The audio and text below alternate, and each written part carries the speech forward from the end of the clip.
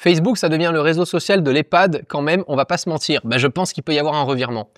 Je pense que TikTok peut se planter à un moment. Je pense que Facebook est toujours là, a toujours beaucoup d'utilisateurs.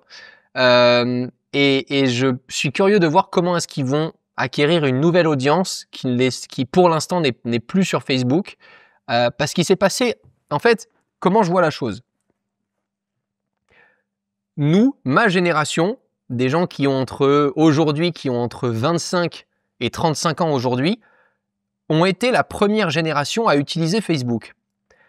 Cette génération, la mienne, a influencé nos parents qui avaient, eux, entre 40 et 50 ans peut-être à l'époque, à l'utiliser. Ok ? Ce qui fait qu'en fait, c'est devenu naturellement les personnes qui ont entre 25 et 35 qui sont devenus parents l'ont utilisé, ont vieilli. Ma génération ne l'utilise plus parce qu'elle considère qu'on l'a utilisé en étant adolescent et que ce n'est plus à la page. Par contre, il y a quelque chose qu'on oublie. C'est que tu n'as plus d'historique quand tu touches la génération d'après. Quand tu touches les 2005, par exemple, les 2000-2005, ce ne sont pas des personnes qui ont été influencées par Facebook comme moi je l'ai été. Donc tu peux arriver en faisant peau neuve et en te disant, tiens, Facebook c'est ça. Et si tu relances, je pense, avec une certaine expérience utilisateur un peu novatrice ou des choses qui peuvent se passer, par exemple, Facebook aujourd'hui est indéniable et est très très bon sur l'aspect marketplace. Quand tu es une boutique et que tu fais des publicités sur Facebook, ça fonctionne, ça marche. Pourquoi ? Parce qu'effectivement, les boomers qui ont leur carte bancaire, ils vont être là en mode « Oh là là, c'est sympa, je vais commander ça pour la maison ». Et ils commandent des merdes toute la journée. Donc ça fonctionne. Mais véridique, quand tu es une boutique, tu ne peux pas ne pas avoir de Facebook Ads dans ta campagne. C'est pas possible. Ça marche trop bien pour pas le faire. Il faut pas s'en... Et quand je dis Facebook, ça va aussi évidemment, ton Facebook Ads, il va aussi avec Instagram. Donc, il n'y a pas d'incendie, les frérots, c'est simplement la machine à fumer. Je dis les frérots parce que tu m'as dit bro. Est-ce que tu as vu l'interview du CEO de Snapchat sur la chaîne YouTube The Diary of CEO? On n'y pense pas, mais Snapchat a également un réel potentiel. J'ai pas vu cette interview-là. Snapchat, pour l'instant, j'ai beaucoup de mal dans l'aspect francophone parce que j'ai vu beaucoup trop de cagolos télé-réalité dessus. Et pour moi, c'est pas quelque chose qui m'intéresse d'un point de vue image. En fait, je vous le dis, c'est un souhait, c'est normal, c'est juste moi. J'aime bien plutôt être dans une image plutôt premium. J'aime pas trop faire les trucs à l'arrache. J'aime bien que les images soient belles. J'aime bien que ça soit un peu préparé. Et je trouve que Snapchat ne s'y prête pas. Et en plus de ça, je déteste montrer ma vie privée. C'est très très rare que je fasse des stories de ma vie privée, ou à moins que quand je fasse du sport peut-être, parce que je trouve ça cool de juste avoir des stories de sport. Il y a peut-être des gens qui ont du mal à se mettre au sport et tout, et le fait de voir des contenus autour du sport, je trouve ça cool, ça donne juste envie à tout le monde peut-être d'en faire plus, et je trouve que le sport est important pour la santé.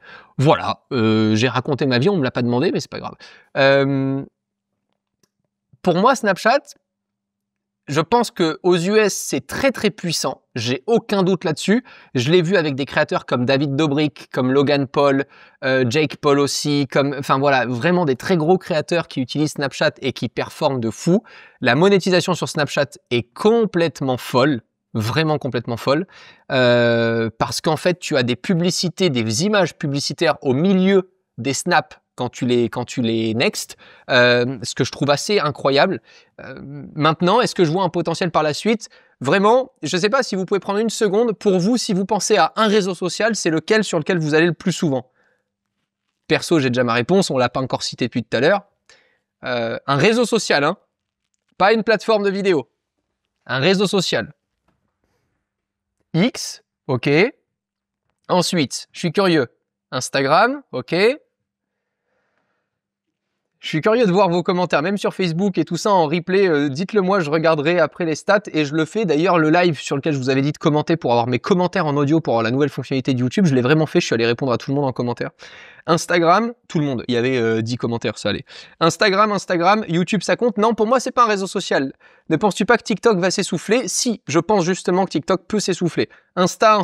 Bon, voilà. Pour moi, un réseau social aujourd'hui qui fonctionne, qui est incroyable, c'est Instagram, d'un point de vue grand public.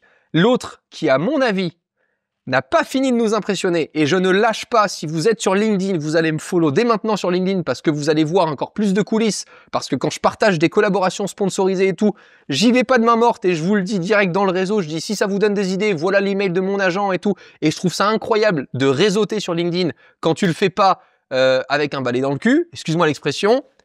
Attends, pardon, je te le fais. Cher réseau, cette semaine a été une opportunité formidable au sein du cabinet Barry's & Barry's. Je tiens à vous partager une anecdote. C'est incroyable. Ça, c'est ce que je déteste. Facebook, TikTok lancent la vente en ligne, exactement, et ça a été le gros sujet cette semaine. Je pense que TikTok peut s'essouffler d'un point de vue création de contenu. Je pense qu'à un moment donné, on peut être lassé de slides sans avoir de contenu long, sans être habitué à du contenu long. Et c'est pas une question de proposition. Je pense que même si demain, tu as du contenu long sur TikTok, le fait que l'expérience utilisateur a été faite pour consommer du contenu très rapidement, je ne pense pas que ça joue en leur faveur. Je ne pense pas. Par contre, d'un point de vue business, TikTok Shop, avec la possibilité d'avoir directement les produits vendus sur TikTok. Je ne parle pas d'un link, je ne parle pas d'une association d'une boutique à TikTok. Je vous dis que les produits sont réellement mis en vente sur TikTok, que c'est TikTok qui passe la commande chez vous, mais que c'est sur TikTok que vous avez votre base de clients et que vous pouvez même, je ne veux pas vous dire de conneries, à mon avis, ils vont bientôt... est-ce qu'ils exportent aussi ou pas? Attends, TikTok Shopping France. Comment utiliser TikTok Shopping France en France? Oh putain, je déteste quand on me fait ça. Débarque en France, révolutionne. Après son lancement en Irlande et en Espagne en décembre 2024, TikTok poursuit son expansion européenne et s'implante en France dès le 31 mars 2025. Ainsi, la plateforme offre à plus de 25,1 millions d'utilisateurs en France une nouvelle expérience d'achat immersive et interactive directement sur l'application, le Discovery e-commerce. Donc c'est lancé aussi simultanément en Allemagne et en Italie. TikTok Shop transforme l'expérience d'achat en ligne en combinant la puissance du contenu engageant, inspirant et divertissant avec une expérience d'achat fluide et inédite. TikTok Shop révolutionne l'e-commerce, machin. Bon, s'ils peuvent arrêter de se sucer 2 secondes. Ce modèle innovant de Discovery, machin, propose un nouveau mode d'achat où la découverte des produits se fait naturellement à travers des contenus qui captivent et suscitent l'intérêt. Les fonctionnalités d'achat sont directement intégrées dans les vidéos du fil pour toi et les contenus live. Donc les utilisateurs français qui découvrent désormais des produits au gré de leur navigation peuvent les acheter. Côté commerçant, TikTok Shop constitue une solution e-commerce clé en main et offre la possibilité de référencer leurs produits, de gérer les commandes tout en accédant à une communauté de consommateurs divers et engagés. En associant le format unique et immersif de TikTok à la puissance du commerce, Discovery ouvre machin. Vidéo avec fonctionnalité, vitrine, onglet boutique. L'onglet boutique, quant à lui, est une marketplace permettant aux clients de rechercher des produits spécifiques, de découvrir les promotions en cours et de gérer leurs commandes tout en accédant à des recommandations personnalisées sous forme de listes et de contenus interactifs avec des fonctionnalités d'achat intégrées. Donc ça va être... Mais franchement, c'est méga puissant. Les entreprises françaises souhaitant rejoindre TikTok Shop peuvent s'inscrire via le Seller Center où elles auront accès à une multitude de ressources. Avec son lancement en France, en Allemagne et désormais disponible dans 15 pays à travers le monde, en Indonésie. Voilà, c'est le lancement de TikTok Shop et peut-être que bientôt tu enverras directement vos ventes full funnel. Ah attends, voilà, c'est ça que je vais regarder. Attends, ça m'intéresse.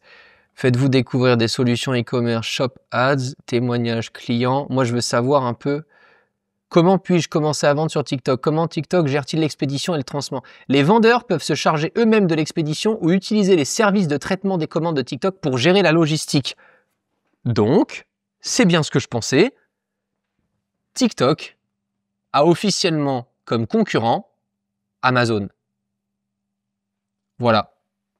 C'est incroyable.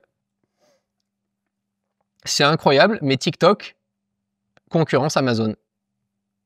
Aujourd'hui, peut-être que tu commenceras à vouloir faire tes paniers sur TikTok parce que tu auras des vidéos associées à TikTok. Et c'est fou parce que ça fait des années que je le répète à Amazon pour avoir déjà échangé avec les équipes françaises et européennes.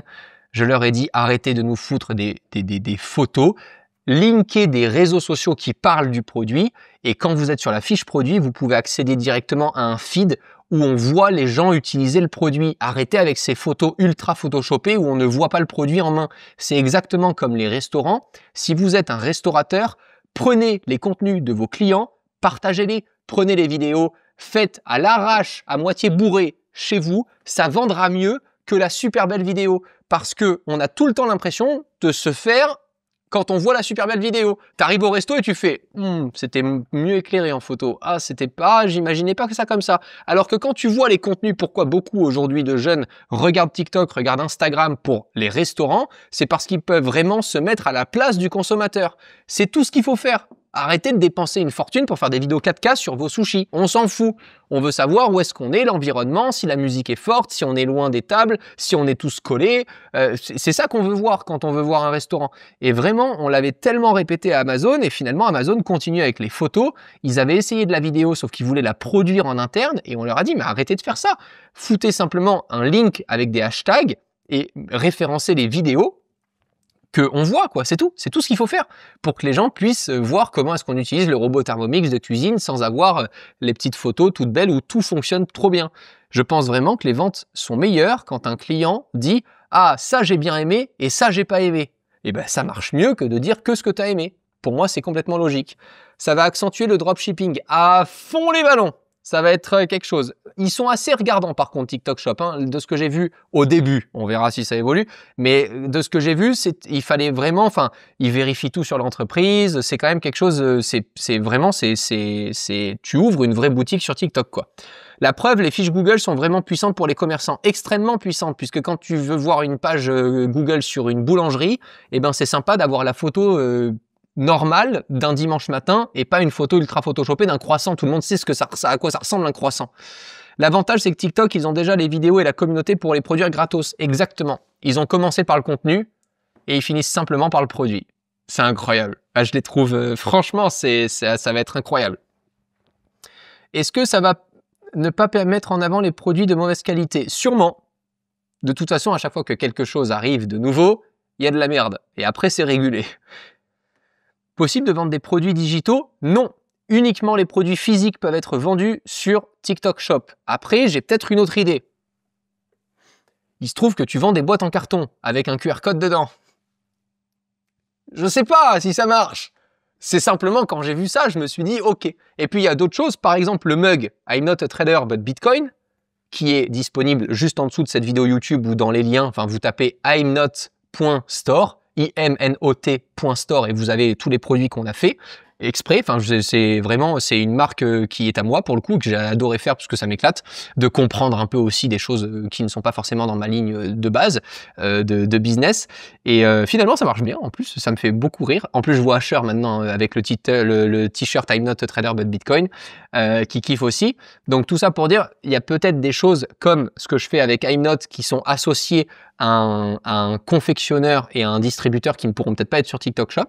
Mais je suis curieux, je vais continuer de regarder. Et puis, il y a un truc dont je suis impatient qui va complètement, encore une fois, bouleverser. Et ça sera la première plateforme à réussir à le faire proprement parce qu'à part Amazon, personne n'avait réussi à bien le faire et Amazon n'avait pas fini le boulot.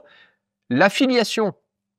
Est-ce que demain, moi, utilisateur lambda, j'ai un compte TikTok, je suis monétisé sur TikTok parce que j'ai plus de 10 000 abonnés. Est-ce que je peux parler du nouveau mascara Sephora et linker le produit Sephora? Et si des gens voient ma vidéo et l'aiment bien et qu'il y a des produits chez Sephora qui sont vendus, via mon contenu, je touche une commission. Tout ça sans jamais avoir parlé à Sephora. Je suis une personne lambda, j'ai 19 ans, je m'amuse, je fais des vidéos dans ma chambre. J'ai de l'affiliation directement linkée. Aujourd'hui, Amazon le permettait à n'importe qui. Tu peux ouvrir ton compte avec une société et tu peux toucher de l'affiliation si tu vends un produit Amazon. OK? Mais il n'y avait pas derrière les contenus pris en compte. C'est-à-dire que si tu faisais par exemple pas beaucoup de ventes parce que tu faisais peu de contenu, mais que tes contenus étaient très qualitatifs et que finalement ce sont d'autres contenus de masse qui généraient un achat, la personne qui avait créé le contenu qualitatif avant ne touchait rien du tout. Exemple typique, je vous donne un exemple très concret de l'époque. Quand on faisait des vidéos à plusieurs, par exemple avec The High Collection, avec Jojol, avec plein d'autres youtubeurs tech, ok, et qu'on avait tous des liens Amazon. À la fin, celui qui touchait le plus d'argent dans les commissions Amazon, c'était celui qui faisait le plus de contenu. Pas celui qui faisait les meilleurs contenus ou pas celui qui en parlait le mieux. Pourquoi? Parce que le dernier à avoir cliqué sur ton lien Amazon a gagné. Donc si, par exemple, un autre YouTuber faisait plus de contenu en shorts ou en story avec son lien Amazon, sur un produit qu'un autre YouTuber avait déjà présenté en vidéo YouTube, eh bien, croyez-moi ou non, c'est comme ça que ça marche. Si vous cliquiez simplement sur la story parce que vous vous dites « Ah, mais ça me rappelle la vidéo de l'autre YouTuber que j'ai vu » et que vous commandez le produit, ben rien ne revient à la vidéo que vous avez vue. Même si vous aviez déjà cliqué sur son lien parce que vous ne l'avez pas mis au moment de l'achat là-dessus. Et je trouvais ça très injuste, en fait, à la fin. Pour moi, le bon fonctionnement, c'est tu vois un contenu, tu cliques sur le lien, tu ajoutes le produit à ton panier. Si tu ne passes pas la commande tout de suite, mais que dans 2 semaines, tu reviens sur ta commande et que tu ajoutes d'autres produits à ton panier, en fonction de quel lien t'a amené vers quel produit, tu es censé redistribuer l'affiliation de cette façon-là. À mon sens, ce que je trouve juste, parce que ça fonctionnait aussi dans l'autre sens. Imaginez, vous êtes en couple. Je dis en couple parce que je sais pas, j'imagine ça, mais vous êtes en couple, ok? Vous regardez une vidéo YouTube le matin qui vous fait découvrir un produit. Vous mettez le produit dans votre panier Amazon, ok? La personne avec qui vous vivez va voir une autre vidéo le soir. Ajoute un autre produit Amazon dans le panier et passe la commande pour les 2 produits. Eh ben, la commission reviendra au dernier contenu sur lequel vous avez cliqué. Et je pense que TikTok peut vraiment changer ça parce que tout est intégré dans la même application. Le fait que tu vois un produit, tu ne peux pas forcément tous les ajouter, je pense, à ton panier de façon différente puisque ce sont différentes boutiques. Donc tu vas voir un produit qui te plaît, tu fais ajouter, acheter, en fait, acheter directement et tu vas avoir, avec notamment Apple Pay et toutes les autres solutions, une fois que tu as enregistré ta carte bancaire sur TikTok, tu pourras directement l'acheter. Et je trouverais ça génial pour pouvoir permettre à de plus petits créateurs de mieux monétiser leur contenu parce que ce qui est génial avec l'affiliation, c'est que c'est ultra impartial. Que tu achètes un Samsung, un Nokia ou un Xiaomi, tu peux quand même avoir ton lien affilié. Tu n'es pas obligé de parler en bien de l'un ou de l'autre. Donc je trouvais ça, en tout cas à mon échelle, quand j'étais beaucoup plus jeune et que je démarrais sur Internet et que j'avais pas des sponsors comme aujourd'hui, mais heureusement que j'avais de l'affiliation. Je pouvais gagner des milliers d'euros parfois par mois avec l'affiliation sans pour autant vendre mon cul. Et c'est ça que je trouvais génial.